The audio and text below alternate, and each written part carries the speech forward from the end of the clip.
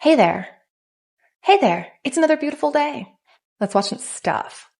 Now this video was posted 3 years ago. Now I'm not gonna say what I really want to say because TikTok will take me down for integrity and authenticity. But all I'm gonna say is, it's not a coincidence. The Pentagon is using high-altitude balloons to conduct surveillance tests in the Midwestern states of South Dakota, Minnesota, Iowa, Wisconsin, Missouri, and Illinois, according to documents from the Federal Communication Commission. The Guardian reports the surveillance balloons are carrying small satellite-like vehicles with synthetic aperture radars, sensors, and communications equipment. The surveillance balloons travel at altitudes of up to 65,000 feet and are used to track vehicles via the synthetic radars in all kinds of weather.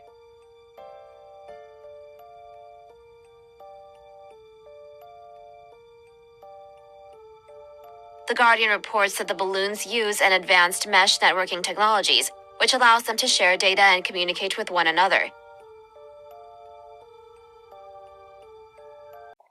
Just another way that we're being tracked every single day. Everything you do, no matter where you go, they're watching.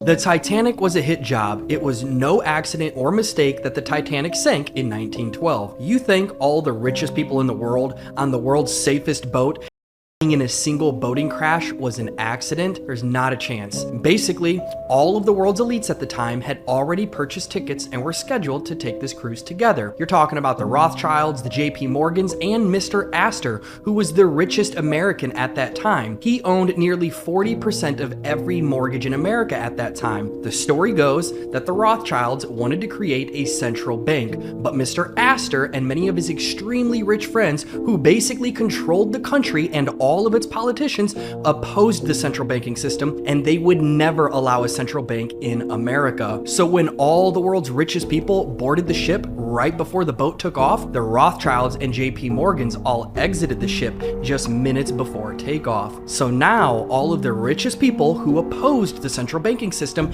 ended up from an iceberg. And now that all of the rich people who opposed it are dead and no longer paying or bribing all of their politicians ended up working for the Rothschilds and JP Morgans instead, who were still alive and able to bribe them without any opposition now. The very next year, in 1913, they started the Federal Reserve Bank with almost zero opposition. Crazy conspiracy theory or TikTok fact? Let me know your own thoughts in the comments. What? This is a completely new theory to me. I'd never heard it before, and I think it's fantastic. I mean, how often do we hear about people that are like whistleblowers and stuff getting taken out by the companies or companies' opposition, getting taken out suddenly or taking themselves out, whatever it is. But all of these people, that's an interesting theory. That is an interesting theory. I like it. This is one of the stranger conspiracy theories out there, but everybody has heard it. So could it be true? Some people believe that the world's ruling elite are bloodthirsty, man-eating, shape-shifting reptilians. And these reptilian humanoids have one goal, and that is to enslave humanity. They run our governments, our corporations, they run it all. So where does this idea come from? Back in 1998, an author named David Icke was writing a book. And when it was published, it contained an interview with two Brits who described the royal family as nothing more than reptiles with crowns. Now that doesn't sound literal in the slightest, but somebody took that and they ran with it. And here we are. So what do you think they meant? Was it just a figure of speech? Or were they telling the world that the royal family was literally shape-shifting reptilians? Let us know what you think. I thought it was much earlier than the 90s because in 1984 was when V came out. And if you haven't seen V, it is fantastic. And that's about reptilians. But maybe this book started stirring the controversy just about the royal family in that time period. Hey, thanks so much for stopping by today. If you're having a good time, won't you hit that like button for me and consider subscribing? And then come back tomorrow because I'm making a new episode every day. I'll just give you one example. If you go to McDonald's, anywhere in the world, you will find French fries, or chips as you call them, and you will find that they're always made from the same potato, the russet Burbank potato. This is a potato from America that's unusually long. and difficult to grow. But that's what they want, because when you're McDonald's, you like those red boxes with a little bouquet of very long chips.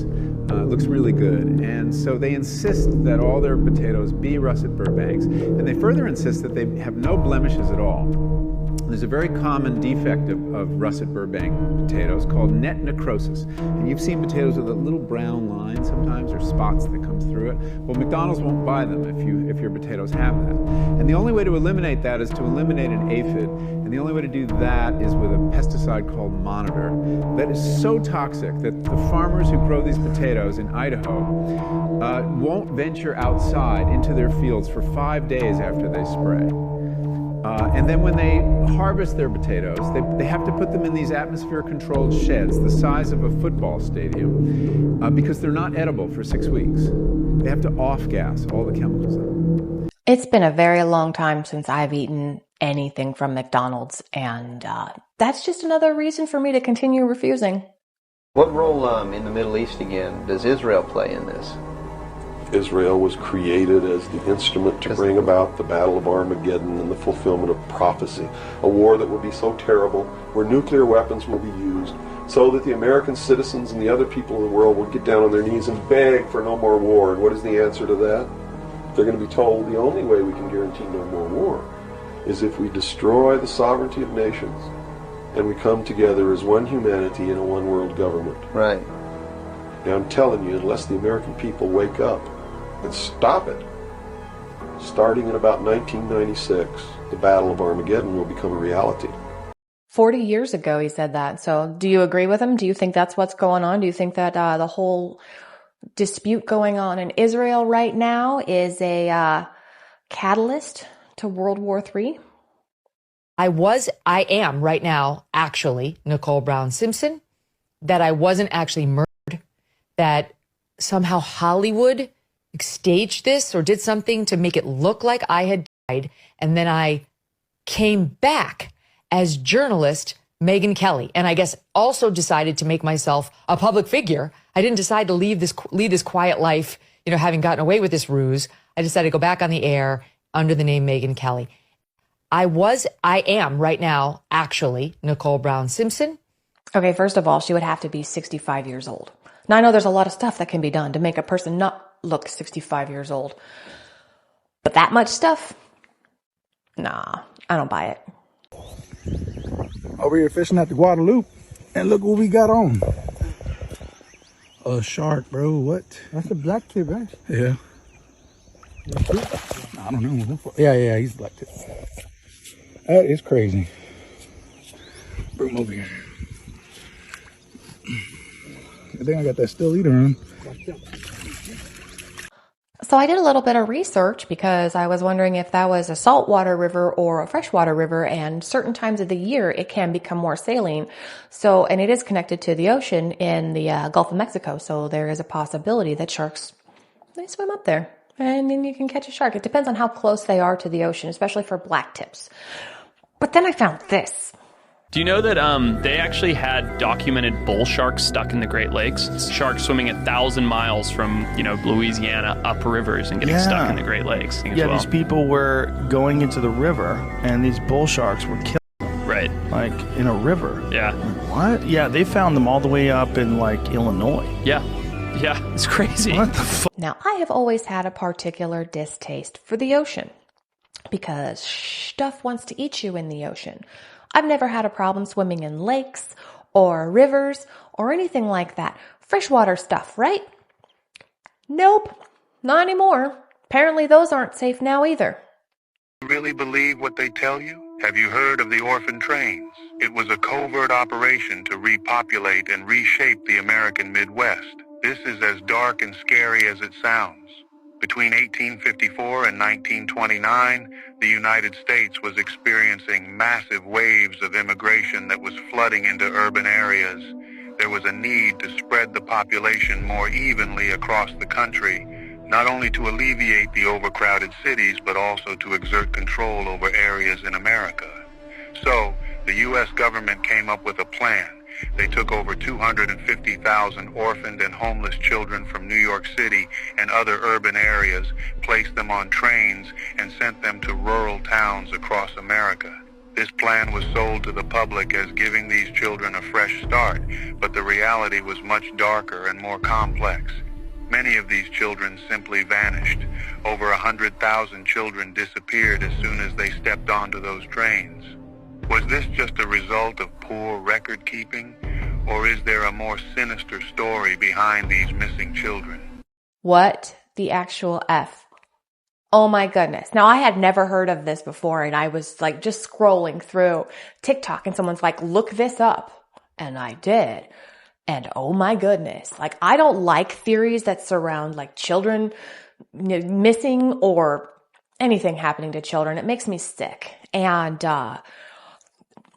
I'd never heard that before, and that's pretty damn dark. That's why cancer cures are suppressed. It's because they fully intend to kill a minimum of 2 billion people by the year 2000. AIDS is an invention of man. It is not a natural disease, and it has been implemented and placed into the population as a population control. And when they did it, they had the cure before they did it. Mm-hmm. And when they deem that enough people have died or been killed, they will say, we have a cure for AIDS. And everybody will be called to report to some place to get an inoculation, which is going to do two things. One, it's going to stop AIDS in its tracks. And number two, it's going to implant a device which will be able to be used to track each individual person and maybe even to control those people.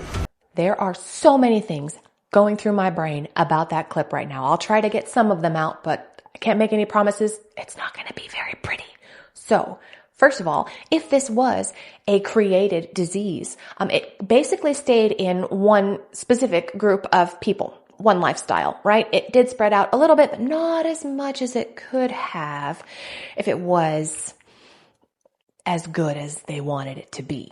If it was man-made. So it never got to the point where they're like, hey, everybody needs to line up to get a vaccine for this thing, so there's a thing that we can put inside of there, right? Right? But now that technology has advanced, there was another thing. Perhaps it was made. Perhaps it was not. But it did give them the opportunity to say, hey, everybody needs to come and get this, right? You see a pattern developing here, right? The 1950s, a time of poodle skirts, Elvis, and plans for a military base on the moon? You bet. It sounds like something out of a science fiction novel, but it was very real.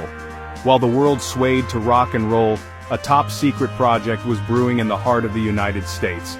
This was no ordinary project. It was shrouded in secrecy and ambition. It was the era of the space race, and both the US and the Soviet Union were looking for any advantage in the ultimate cosmic competition. The stakes were incredibly high and the pressure was immense. Project Horizon, as it was known, wasn't about planting a flag or taking a lunar stroll. This was about serious firepower. The idea was to create a military stronghold on the moon. Imagine a lunar fortress, staring down at Earth with the unblinking eye of a hawk. It was a vision that combined both awe and fear. It was a bold vision, fueled by Cold War paranoia and an almost reckless ambition that only the space age could inspire. The fear of falling behind drove innovation and daring plans. The goal? To establish a military outpost on the moon by 1965. Yes, 1965. Talk about ambitious. Yeah, I'd say that was pretty ambitious, considering we never even landed on the moon until 1969, and they didn't know how things were going to go up there, yet they were already making plans to put a base up there. Where'd those plans go? Is that what's going on right now? They're still working on it? Changing things up a little bit? Did they find that technology to get back to the moon? What's going on here? I don't know.